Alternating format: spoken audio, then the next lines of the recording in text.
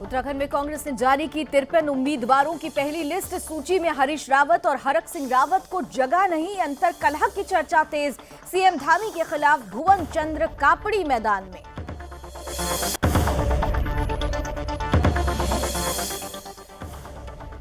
मसूरी में बिगड़ा मौसम, बीती रात से हो रही बारिश और बर्फबारी, लोगों की बढ़ी परेशानी। वहीं बर्फबारी का मजा लेने पहुंचे सैलानी।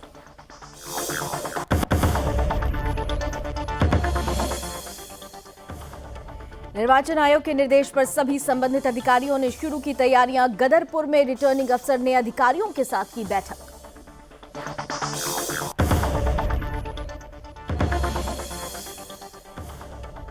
उत्तराखंड के सीएम पुष्कर सिंह धामी पहुंचे अल्मोड़ा। गोलजीव मंदिर में की पूजा अर्चना, राज्य के कुशल मंगल की कामना।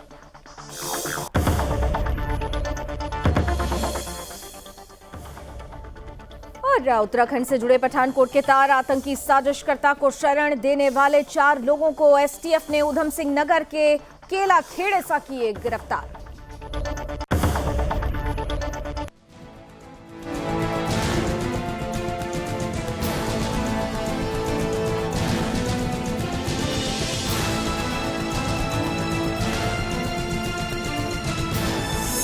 आप देख रहे हैं सुदर्शन न्यूज। नमस्कार, उत्तराखंड विशेष देख रहे हैं आप। आपके साथ मैं हूं लावनी विनीत। बुलेटिन की शुरुआत कर रहे हैं उस खबर से जिसकी चर्चा इस वक्त उत्तराखंड के घर घर में हो रही है। चर्चा हो रही है कि उत्तराखंड में इस बार सत्ता का सरताज किसके सिर बंधेगा, ये सेहरा किसके सिर बंधेगा, इसकी तैयारियां सभी पार्टियों ने जोर शोर से शुरू की। बीजेपी की मच अवेटेड लिस्ट सामने आई, उसके बाद बारी कांग्रेस की थी। कांग्रेस ने अपनी पहली लिस्ट जारी कर दी है जिसमें 53 उम्मीदवारों के नाम शामिल किए गए हैं। उत्तराखंड का चुनाव है, नजदीक आ रहा है, राजनीतिक हलचल तेज होना स्वाभाविक है। सभी पार्टियां प्रत्याशियों की सूची जारी करने में लगी हुई हैं और इसी कड़ी में कांग्रेस की ये पहली लिस्ट है जो उम्मीदवारों के नामों के साथ साझा कर दी गई है। 53 उम्मीदवारों के नामों की घोषणा फिलहाल की गई है।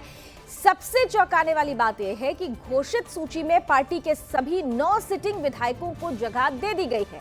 उधर खटीमा सीट पर मुख्यमंत्री पुष्कर सिंह धामी के खिलाफ पार्टी ने भुवन चंद्र कापड़ी को चुनावी मैदान में उतार दिया है।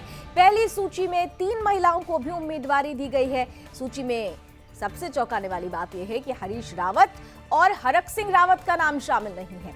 सूची के अनुसार उत्तराखंड विधानसभा चुनाव के लिए प्रदेश कांग्रेस अध्यक्ष गणेश गोदियाल श्रीनगर विधानसभा सीट से ताल ठोकते हुए नजर आएंगे। तो वहीं पिछले साल ही बीजेपी से कांग्रेस में शामिल होने वाले यशपाल आर्य और उनके बेटे संजीव आर्य बाजपुर और नैनीताल सीट से चुनावी ताल ठोकेंगे। इसके अलावा चक्राता से प्रीतम सिंह पिरान, कलियार से फुरकान अहमद, केदारनाथ से मनोज रावत, धारचूला से हरीश धामी, भगवानपुर से ममता राकेश, मंगलौर से काजी निजामुद्दीन, रानीखेत से करण मेहरा, जागेश्वर से गोविंद सिंह कुंजवाल, जसपुर से आदेश चौहान के नाम शामिल कर दिए गए हैं। और ब्यूरो चीफ कृष्णा कुमार इस वक्त जुड़ रहे हैं ज्यादा जानकारी के साथ। सीधे रुख करते हैं कृष्णा का। कृष्णा, सर्दी है लेकिन सर्दी में ये चुनावी गर्मी, बीजेपी के बाद कांग्रेस की लिस्ट जारी, लेकिन सबसे बड़ी बात हरीश रावत जिनकी पैन प्रेजेंटेशन कही जा रही है उनका नाम नहीं। दूसरा नाम हरक सिंह रावत जो बीजेपी से बाहर हो गए, कांग्रेस का हाथ थाम लिया, उनका नाम नदारद। वजह क्या मानी जाए और इस लिस्ट को लेकर क्या कुछ खास नजर आता है आपको? बिल्कुल लावनी, उत्तराखंड कांग्रेस ने कल देर रात जो है अपनी 53 प्रत्याशियों की सूची जारी करी है, जिसमें हम महत्वपूर्ण नामों की अगर बात करें तो उत्तराखंड के पूर्व मुख्यमंत्री हरीश रावत का नाम नहीं है। हाल ही में कांग्रेस में शामिल हुए हरक सिंह रावत और उनकी पुत्रवधू अनुकृति गुसाई का उसमें नाम नहीं है। तो इससे लेकर राजनीतिक हलचल जो है बहुत तेज होती जा रही है, क्योंकि हरीश रावत का जो है लगातार दावा और तैयारी देखी जा रही है वो उत्तराखंड की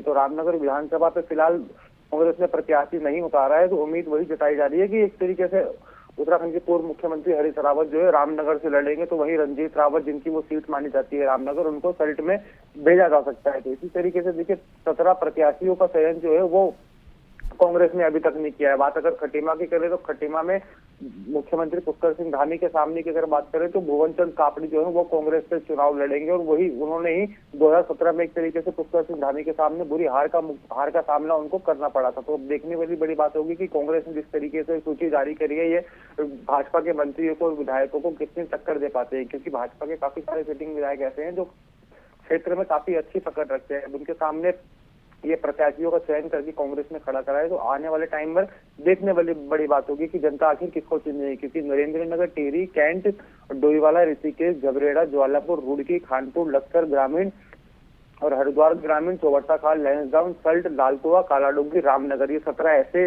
विधानसभा सीटें हैं जहां पर अभी तक कांग्रेस ने अपने प्रत्याशी नहीं जारी किए। तो बीजेपी ने भी 11 प्रत्याशी जो है उनकी लिस्ट जारी नहीं करी है, आने वाले 1-2 दिनों में उनकी भी लिस्ट जारी हो जाएगी। लेकिन सवाल यही है कि जो डोईवाला से अभी कुछ टाइम पहले पूर्व मुख्यमंत्री त्रिवेंद्र सिंह रावत ने चुनाव लड़ने से मना कर दिया है, तो उन डोईवाला की सीट पे जो भाजपा ने भी अपना प्रत्याशी अभी तक चयन नहीं किया। लेकिन अब बड़ी बात देखने वाली होगी कि क्या ये 17 उम्मीदवारों की लिस्ट जो है कांग्रेस भाजपा के 11 लिस्ट से पहले कर देगी या उनके बाद करेगी प्रत्याशी देखकर लावनी। यहाँ पर सबसे बड़ी बात आपने कहा कि ठीक है, जीत तो सबने तय कर रखी है, उद्देश्य और लक्ष्य सबका जीत है और उस हिसाब से चेहरों का चयन भी हो रहा है, लंबी स्क्रूटनी की है कांग्रेस ने।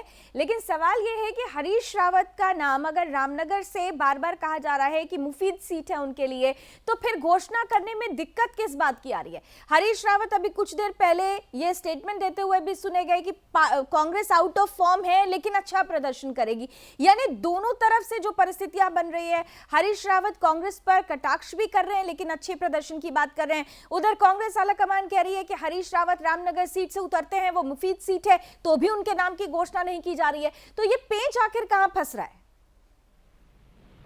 बिल्कुल, देखिए इसी पेंच को सॉल्व करने के लिए जो है कांग्रेस आलाकमान के साथ उत्तराखंड प्रदेश के जो हाईकमान के नेता हैं, जैसे कि हम बात करें नेता प्रतिपक्ष प्रीतम सिंह के, प्रदेश अध्यक्ष दिनेश गुंजाल की, पूर्व मुख्यमंत्री हरीश रावत की, इन सब जो है 10 दिनों से दिल्ली में डेरा डाला हुआ है और टिकट को लेकर माथापच्ची जो है वो लगातार चल रही है। जिसके बाद जो है कल से पहले खबर पता चल रही थी कि कांग्रेस जो है पहली लिस्ट में 55 से 60 प्रत्याशियों की लिस्ट जो है वो जारी कर सकती है, लेकिन 17 प्रत्याशियों की लिस्ट जो है वो कल जारी नहीं करी है, सिर्फ 53 की करी है, क्योंकि 17 प्रत्याशी में हरक सिंह रावत और हरीश रावत का नाम भी नहीं, जिसके बाद से राजनीतिक हलचल बहुत तेज हो चुकी है। एक तरफ हरीश रावत रामनगर से लड़ने का दावा कर रहे हैं, तो वहीं बोल रहे हैं कि कांग्रेस जो है आउट ऑफ फॉर्म है, पार्टी हाईकमान जहां से मुझे बोलेगा मैं वहीं से मैदान में उतर के चुनाव लड़ूंगा। अब जो 17 सीटें बच गई, जिसमें सबसे महत्वपूर्ण लागू देखी जा रही है रामनगर सीट और हरिद्वार ग्रामीण सीट, क्योंकि रामनगर की अगर हम बात करें तो पूर्व मुख्यमंत्री हरीश रावत रामनगर में काफी एक्टिव पिछले दिनों दिखाई दिए गए हैं। तो हरिद्वार ग्रामीण देखे तो 2017 में जो है उन्हें बुरी हार का सामना जो है स्वामी यतीश्वर आनंद के सामने करना पड़ा था, जिसके बाद से अब हरीश रावत पर भी अटकलें लगाई जा रही है कि जिस तरीके से 2017 में उन्हें 2-2 सीट से हार का सामना करना पड़ रहा था, तो अब वो किस तरीके की विधानसभा सीट से उतरे जहाँ पर जनता उनको सपोर्ट कर पाए और आने वाले विधानसभा में भेज पाए। क्या कृष्णा ये भी परिस्थितियां बन रही है कि हरीश रावत और हरक सिंह रावत में जो टसल चल रही थी, जब हरक सिंह रावत को कांग्रेस में पहले एंट्री भी नहीं मिल रही थी, हरीश रावत ने इसका विरोध भी किया था, क्या इस परिस्थिति को देखते हुए अभी फिलहाल लिस्ट में इन दोनों का नाम शामिल नहीं किया गया है? और अगर ऐसी स्थिति है तो फिर आलाकमान क्या सोच रहा है? हरीश रावत के लिए मान लीजिए आपने कहा कि रामनगर एक मुफीद सीट है, सोचा जा सकता है, हरक सिंह रावत जो डिमांड कर रहे थे अपने लिए और अपनी परिवार सदस्य अनुकृति जो उनकी बहू है उनके लिए, क्या वो तमाम जो मांगे हैं वो कांग्रेस आलाकमान की तरफ से पूरी की जा सकती हैं? क्या उन्हीं सीट से उन लोगों को उतारा जा सकता है जिसकी बार बार मांग की जा रही थी हरक सिंह और उनकी फैमिली की तरफ से? कृष्णा बिल्कुल लाजमी, देखिए हरक सिंह रावत की अगर हम बात करें तो वो चाहे भाजपा के टाइम से अगर देखा जाए तो वो कोटद्वार से चुनाव ना लड़ने की इच्छा जो है कई बार जता चुके थे, जिसका वो आलाकमान से भी एक तरीके से मांग कर रहे थे कि मुझे कोटद्वार से चुनाव ना लड़ा के किसी और विधानसभा से लड़ाया जाए, क्योंकि जिस विधानसभा का वो जिक्र कर रहे थे, जैसे केदारनाथ की उनकी बातें सामने आ रही थी, वो केदारनाथ से चुनाव लड़ सकते हैं, तो केदारनाथ में भाजपा नेत्री जो है सलावानी रावत उनका खासा विरोध कर रही थी। इसके बाद से देखिए उनको पार्टी के बाहर का रास्ता दिखाया गया। अब कांग्रेस में 3 टिकटों की जिस तरीके से उन्होंने मांग करी थी और जिस दिन उन्होंने कांग्रेस में शामिल होकर जो बयान दिया, उन्होंने कहा है कि मैंने पार्टी में कोई शर्त नहीं रखी है, मैं बिना शर्त रखा हूँ, पार्टी मुझे जहाँ से चुनाव लड़ाएगी मैं वहां से चुनाव लड़ूंगा। तो अब जो खबरें आ रही हैं लगातार, वो जिस तरीके से चौबट्टा खाल की अगर हम बात करें तो एक तरफ सतपाल महाराज वहां पे खड़े हैं, तो कांग्रेस उनसे सीधी लड़ाई करवा सकता है, मैदान में उतारकर हरक सिंह रावत को भी चौबट्टा खाल से मैदान में उतार सकता है। तो उनकी बहुत तरीके से उनकी टिकट की मांग थी, तो लैंसडाउन पे भी अभी प्रत्याशी जो है कांग्रेस ने उतारा नहीं है। तो ऐसी तमाम विधानसभा है जिस पर प्रत्याशियों की मांग चल रही थी, जहाँ पे एक तरीके से प्रत्याशियों का चयन करके अगर कांग्रेस आज ही मैदान में उतार दे तो ऐसी कुछ सीटें भी है जहां पर कांग्रेस को भारी विरोध देखना पड़ सकता है, क्योंकि कल रात से जिसके टिकट जारी होने के बाद से ही फेसबुक और सोशल मीडिया पर जो है वो तरफा पार्टी का विरोध जो है वो देखने को मिल रहा है। बारिश हो रही है, इस वजह से कोई भी आज पार्टी के प्रदेश कार्यालय में नहीं पहुंचा, लेकिन तमाम से नाराज कार्यकर्ता थे जिनकी उम्मीद थी हमें इस विधानसभा चुनाव में जो है वो लड़ने का मौका मिला जाएगा, पार्टी हम पर विश्वास करेगी, तो ऐसे विश्वास पर खड़ी नहीं उतर पाई है पार्टी, तो ऐसे में खासा आरोप लग रहा है। और बात करें हम महिलाओं की, तो महिलाओं के लिए एक तरीके से कांग्रेस हाईकमान ने कहा था कि 40% से अधिक टिकटें जो है वो महिलाओं को दी जाएगी, जो भी महिलाओं के नाम उसमें ज्यादातर नहीं देखे गए। सिर्फ 3 महिलाओं की अगर हम बात करें, मसूरी से गोदावरी छापली को मैदान पर उतारा है, तो भगवानपुर से प्रीतम सिंह इसी का तो विरोध कर रहे हैं। कृष्णा, प्रीतम सिंह इसी का विरोध कर रहे हैं, तो क्या आपको लग रहा है कि उत्तराखंड कांग्रेस में अभी सीटों को घोषणा 53 उम्मीदवारों की घोषणा हो गई है, लेकिन फिर भी अभी अंतरकला जमकर होने वाला है, क्योंकि प्रीतम सिंह इसी बात को लेकर अपना रोष प्रकट कर रहे हैं।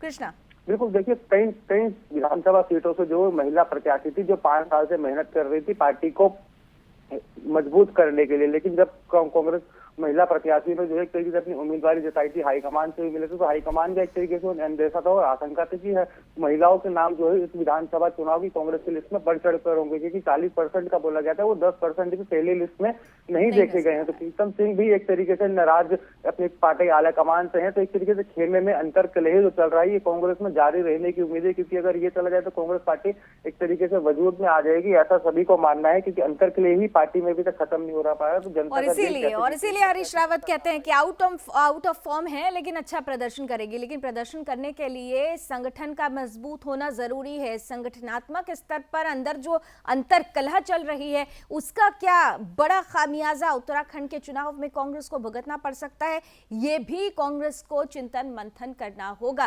Thank you so much Krishna, इस राजनीतिक खबर पर हमें पूरी जानकारी साझा करने के लिए। लेकिन आप बने रहिए, क्योंकि जो अगली खबर है, एक तरफ हमने कहा कि राजनीतिक गर्मी है, लेकिन पहाड़ों पर बर्फीली सर्दी भी है। उत्तराखंड में पहाड़ों की रानी मसूरी, धनौल्टी और चक्राता, देहरादून समेत कई इलाकों में बारिश के साथ बर्फबारी शुरू हो गई है।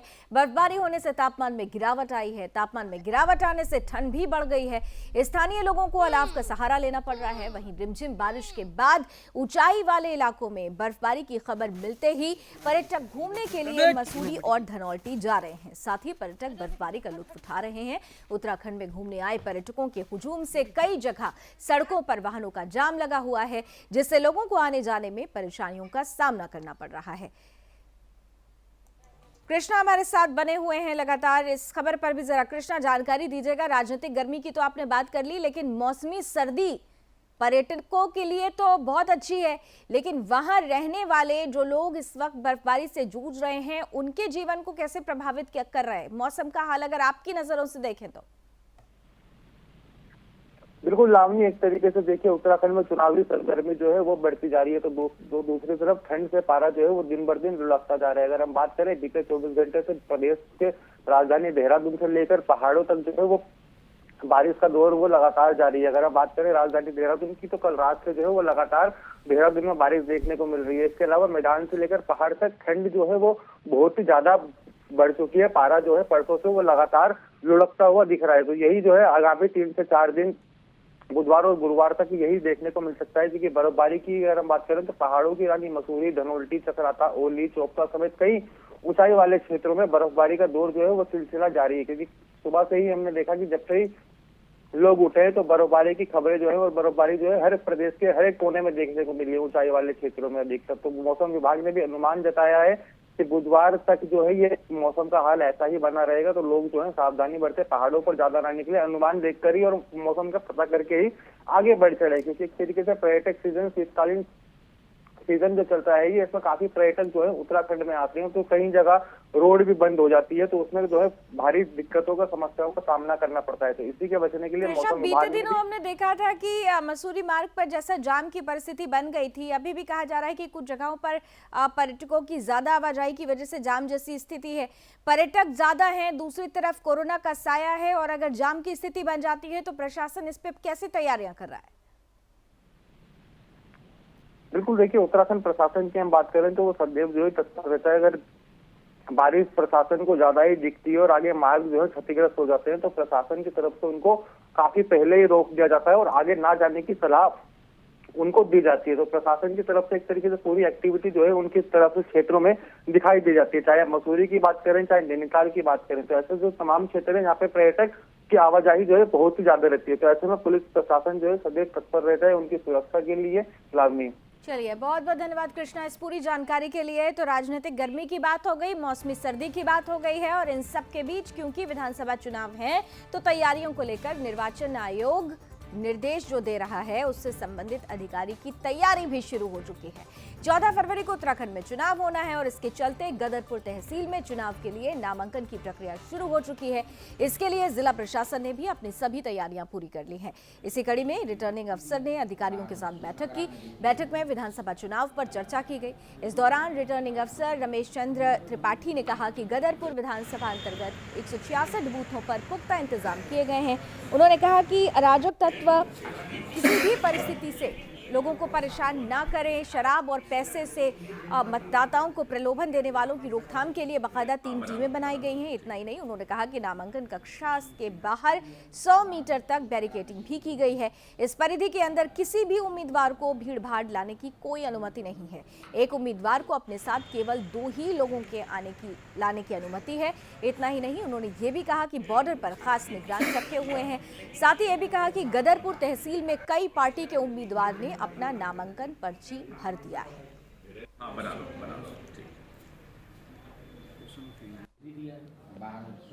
आचार संहिता का पालन ये एक बहुआयामी चीज है। केवल आरओ के द्वारा ये सब कुछ कर लिया जाएगा, ये संभव नहीं। ये जिम्मेदारी चूँकि जो कैंडिडेट लोग आएंगे उनको भी हम आधार आचार संहिता, उनके खर्चे का, उनको कैसे परमिशन लेना है, इन सारी चीज़ों का मैनुअल देंगे। ये जिम्मेदारी उन पर भी बनती है। इसके साथ साथ आप लोगों की जिम्मेदारी मुझे लगता है कि बहुत ही ज़्यादा है। लोकतंत्र का चौथा स्तंभ है आप। कोई चीज़ें आपके थ्रू हमको सूचना में मिलती हैं, तो जैसा हमने बताया कि हमारी फ्लाइंग स्क्वाड या बिजली वीडियो वाली टीम, उनसे ले करके हम इसको कराएंगे। क्योंकि अभी जान रहे हैं कि 22 तक रैलियों पर रोक लगी हुई थी और अभी प्रत्याशियों का भी चल रहा था। तो इस तरह की कोई गंभीर बातें अभी संज्ञान में नहीं आई हैं। जैसे संज्ञान में आएंगी आप लोगों के माध्यम से, चाहे अपने सूत्रों से, तो उस पर जो निर्वाचन आयोग के दिशा निर्देश उस पर कार्रवाई की जाएगी। क्योंकि इसमें निर्वाचन आयोग के दिशा निर्देश 100% पालन होंगे, इसके अलावा कोई विकल्प होता नहीं है। इधर विधानसभा चुनावों को लेकर सभी पार्टियों की तैयारी जोरों से चल रही है। अल्मोड़ा में भी बीजेपी का टिकट फाइनल होते ही प्रत्याशी अब चुनावी मैदान में उतर रहे हैं। इसी कड़ी में उत्तराखंड के सीएम पुष्कर सिंह धामी ने आज अल्मोड़ा पहुंचकर गुलजू मंदिर में पूजा अर्चना की। इस दौरान सीएम के साथ बीजेपी के कई प्रत्याशी मौजूद थे। दरअसल बीजेपी ने अपने 59 प्रत्याशियों की पहली सूची जारी कर दी है, जिसमें पहला नाम खटीमा सीट से मुख्यमंत्री पुष्कर सिंह धामी का है। इस बार पुष्कर सिंह धामी के कंधों पर दोहरी चुनौती है। सीएम धामी ने मंदिर में पूजा अर्चना कर राज्य की कुशल मंगल की कामना की। हमारे न्याय के देवता है, हम सभी के आस्था के और श्रद्धा के प्रतीक हैं। मैं उनका आशीर्वाद लेने के लिए आया हूँ कि जो लोकतंत्र का महापर्व है, चूँकि इस समय में महामारी भी है, लोकतंत्र का पर्व भी है, गुरु देवता हम सब पर कृपा करें और ये निर्विघ्न रूप से सारी प्रक्रिया संपन्न हो और पूरे प्रदेश में सभी लोग सुख समृद्धि से रहें। मैंने यही भगवान। उधर पंजाब के पठानकोट बम ब्लास्ट के आतंकी साजिशकर्ता को शरण देने वाले 4 लोगों को एसटीएफ ने उधम सिंह नगर के केला खेड़ा से गिरफ्तार कर लिया है। इन्होंने आतंकी साजिशकर्ता को पिछले कई दिनों से अपने घर पर शरण दे रखी थी और उसको भगाने के लिए कार का इंतजाम भी किया था। वहीं इस मामले का एसएसपी वरिंदरजीत सिंह ने खुलासा करते हुए कहा कि नवंबर 2021 में पंजाब के पठानकोट और नवा शहर साथ ही लुधियाना में बम ब्लास्ट की घटनाएं हुई थीं, जिसमें पंजाब पुलिस ने पहले 6 लोगों की गिरफ्तारी की। वहीं एक आरोपी उत्तराखंड में शरण लिए जाने की सूचना मिली थी, जिस पर उत्तराखंड एसटीएफ की कई टीमों की तरफ से लगातार आरोपी को पकड़ने के लिए जांच चल रही थी। इसी कड़ी में पुलिस की टीम ने सीसीटीवी फुटेज और गोपनीय जानकारी के आधार पर 4 लोगों को गिरफ्तार कर लिया। वहीं आरोपियों के पास से पिस्टल और 32 बोर भी बरामद किए गए हैं। फिलहाल मामले में जांच जारी है। इसमें जो सबसे मेन है शमशेर सिंह, ये केला खेड़ा गिरफ्तारी। देखिए यहाँ पर जो है पठानकोट में जो ग्रेनेड ब्लास्ट हुए थे उससे कनेक्टेड जो मॉड्यूल था, उनके कुछ लोग को यहाँ पे डिस्ट्रिक्ट के लोगों द्वारा हार्बर किया गया था, उनको शरण दी गई थी, उसी को ट्रैक करते हुए जो दूसरी हमारी सहयोगी एजेंसियां हैं और एसटीएफ द्वारा ट्रैक किया गया। तो 4 लोग अरेस्ट किए गए हैं, जिनके द्वारा वहाँ से एक बबौड़ा सुखप्रीत जो है उसको शरण दी गई थी और जो है बाकी एजेंसीज अभी उसको ट्रैक कर रही हैं। ये चारों लोगों को अरेस्ट किया गया है और सेक्शन 19 यूएपीए एक्ट 1967 और आर्म्स एक्ट में। विधानसभा चुनावों को लेकर पुलिस प्रशासन की तरफ से तैयारी शुरू हो गई है। इसी कड़ी में लालकुआं एसओजी और पुलिस की संयुक्त टीम ने बड़ी कार्रवाई करते हुए एक स्मैक तस्कर को 82 ग्राम अवैध स्मैक के साथ गिरफ्तार किया। आरोपी उत्तर प्रदेश से सस्ते दामों में स्मैक खरीदकर लालकुआं हल्द्वानी के ग्रामीण इलाकों में महंगे दामों पर बेचा करता था। वहीं अपर पुलिस अधीक्षक क्राइम हरबंस सिंह ने मामले का खुलासा करते हुए कहा कि स्मैक की तस्करी और बिक्री पर अंकुश लगाने के लिए पुलिस चेकिंग अभियान चला रही है। इसी क्रम में पुलिस की टीम में क्षेत्र में चेकिंग अभियान चलाया जा रहा था। इस कड़ी में पुलिस की टीम ने एक नशा तस्कर को रंगे हाथों गिरफ्तार कर लिया। फिलहाल पुलिस ने मामले को दर्ज कर आरोपी को जेल भेज दिया है। वहीं मामले में आरोपी से पूछताछ जारी है। जो हमारा नशे के विरुद्ध अभियान चलाया जा रहा है, उसमें कल हमारे थाना लालकुआं और एसओजी टीम के संयुक्त अभियान में बाबू हसन नाम के एक व्यक्ति को गिरफ्तार किया गया है, जिसके पास से 82 ग्राम स्मैक बरामद हुई है, जिसकी अंतर्राष्ट्रीय बाज़ार में कीमत लगभग 8.5 लाख रुपए है। और जो ये बाबू हसन है, ये लालकुआं का नगीना कॉलोनी का रहने वाला है। और जो हमारा पुलिस का अभियान है अवैध नशे के विरुद्ध और शराब के विरुद्ध, ये लगातार जारी रहेगा और आने वाले टाइम में भी और रिकवरी की जाए। वैश्विक महामारी कोरोना की तीसरी लहर ने फिर से लोगों के सामने आर्थिक संकट पैदा कर दिया है। हालात ये हैं कि पहले और दूसरी लहर से उभरते कारोबार को तीसरी लहर ने फिर से कम कर दिया है। वहीं अल्मोड़ा जिले के विकासखंड सल्ट मूलेखाल के व्यापारियों ने कोरोना की तीसरी लहर को लेकर परेशानी दिखाई है। कोरोना को लेकर व्यापारियों ने कहा कि इन दिनों 50 से 60% तक ग्राहक कम हो गए हैं, जिसका सीधा असर इनकम पर पड़ रहा है। ऐसे में रोजी रोटी का संकट पैदा हो रहा है। साथ ही व्यापारियों ने कहा कि ग्राहक कम होने से रोजाना की इनकम कम हो रही है, जिससे आर्थिक संकट पैदा हो रहा है।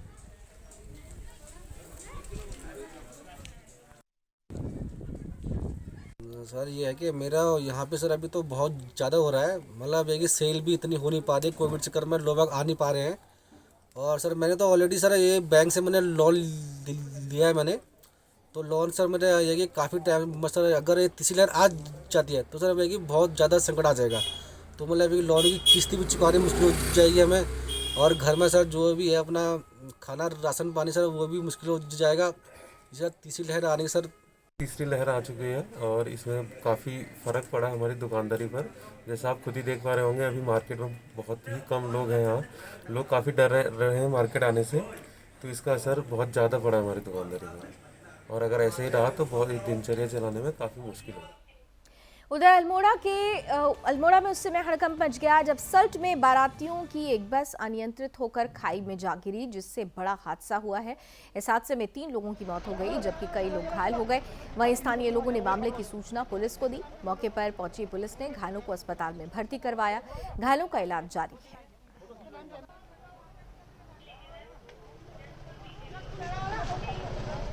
उधर आगामी विधानसभा चुनाव के लिए प्रत्याशियों की लिस्ट आने के बाद चुनाव में और तेजी आ गई है। एक तरफ जहां नामांकन की प्रक्रिया जारी हो गई है, जिसके तहत अब पार्टी कार्यालयों के भी उद्घाटन शुरू यहां पर हो चुका है। इसी कड़ी में जसपुर विधानसभा क्षेत्र में बीजेपी की तरफ से भाजपा पार्टी कार्यालय का उद्घाटन किया गया है। वहीं रामनगर में उस समय हड़कंप मच गया जब वाल्मीकि बस्ती में विद्युत पोल के तारों में अचानक आग लग गई। आग लगने से आसपास अफरा तफरी फैल गई। इसके बाद स्थानीय लोगों ने मामले की सूचना दमकल विभाग और पुलिस प्रशासन को दी। वहीं मौके पर पहुंची दमकल विभाग ने स्थानीय लोगों की मदद से आग पर काबू पाया। बताया जा रहा है कि आग विद्युत पोल पर शॉर्ट सर्किट की वजह से लगी थी।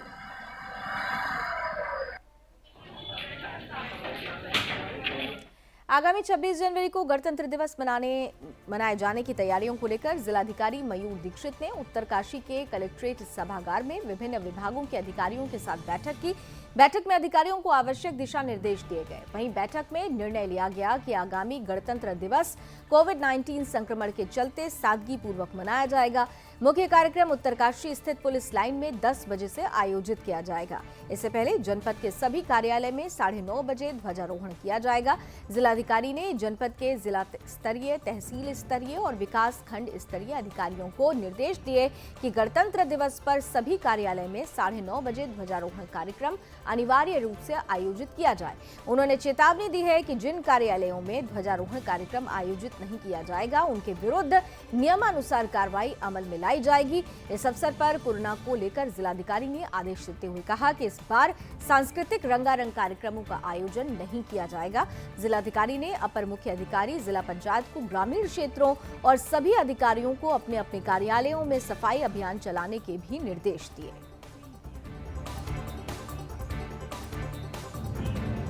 वहीं खटीमा में निशांत आरोग्य आयुष मानव कल्याण सेवा समिति के लोगों को स्वास्थ्य के प्रति जागरूक करने का काम दिया गया है। इसके लिए समय समय पर निःशुल्क स्वास्थ्य परीक्षण शिविर लगाए जाते हैं। सबोरा उल्दन में बच्चों के स्वास्थ्य को लेकर स्वास्थ्य निःशुल्क शिविर का आयोजन किया गया, जिसमें बच्चों की माताओं को उनके बच्चों को बीमारियों के प्रति सतर्क रहने को बताया गया। किस तरह अपने बच्चों को स्वस्थ रख सकते हैं, उनके पोषण का ध्यान देकर उनको कुपोषण होने से कैसे बचाया जा सकता है। कुछ सावधानियां भी बताई जिससे कुपोषण को कम किया जा सके। ये भी बताया गया कि माताओं को खुद भी अपने ऊपर ध्यान देने की आवश्यकता है ताकि खुद भी स्वस्थ रहें और बच्चों को भी रोगग्रस्त होने से बचाया जा सके। साथ में महिलाओं की बीमारियों को लेकर भी परीक्षण किया गया और उनको दवाइयां भी निःशुल्क वितरित की गई। महिलाओं को परामर्श के साथ साथ सैनिटरी पैड भी वितरित किए गए। वहीं डॉक्टर रचना सिंघल ने बताया कि संस्था का मानना है कि अच्छा ज्ञान और स्वास्थ्य तन मन को मजबूत करता है, जो मजबूत समाज का निर्माण कर सकता है। स्वस्थ शरीर स्वस्थ जीवन का आधार होता है। जहाँ दवा काम करेगी वहाँ दवा काम करेगी। निशांत आरोग्य आयुष मानव सेवा कल्याण संस्थान के तहत आज का जो ये कार्यक्रम है हमारा महिलाओं को अवेयर करने का स्वास्थ्य जागरूकता अभियान जो हमने चलाया हुआ है, ये आज का कार्यक्रम सबोरा उल्दन में हुआ है और आज का कार्यक्रम काफ़ी मतलब अच्छा रहा। और इसमें आज हमने थोड़ा सा बच्चों के लिए यहाँ महिलाओं को बताया कि वो किस तरीके से अपने बच्चों को कुपोषण के शिकार होने से बचा सकती हैं। और हमने महिलाओं के स्वास्थ्य को लेकर भी चर्चा की और उनका परीक्षण किया, उनकी जो परेशानियाँ थी उसके बारे में सुना और उनको बताया गया। तो साथ में हमें लगा कि हाँ किसी को भी कैल्शियम की कमी है या आयरन की कमी है तो कोई भी समस्या है तो उनको हमने दवाइयाँ भी वितरित की आज यहाँ पर। आगे बढ़ते हैं। शुक्रवार को थाना धूमाकोट के जिले पौड़ी गढ़वाल में एक हादसा हुआ जहां एक मिनी बस शंकरपुर से लगभग 1 किलोमीटर आगे करीब 100 मीटर नीचे खाई में जा गिरी। इस सूचना पर थाना धूमाकोट द्वारा तत्काल घटना के संबंध में वरिष्ठ पुलिस अधीक्षक महोदय जिला पौड़ी गढ़वाल को अवगत कराया गया, जिनके आदेशानुसार थाना धूमाकोट पुलिस रेस्क्यू उपकरण के साथ राहत और बचाव कार्य हेतु घटनास्थल के लिए रवाना हुई। घटना के संबंध में थाना सल्ट को भी सूचित किया गया। फिलहाल थाना धूमाकोट, थाना सल्ट और थाना धूमाकोट अंतर्गत FST में नियुक्त पुलिसगण और स्थानीय नागरिकों की मदद से संयुक्त रेस्क्यू अभियान चलाकर बस में सवार सभी 19 घायलों को इलाज के लिए अस्पताल में भर्ती करवाया गया, जहां उनका इलाज चल रहा है।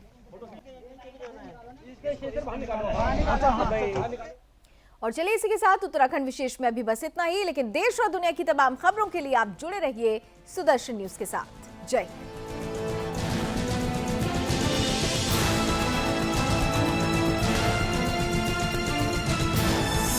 आप देख रहे हैं सुदर्शन न्यूज।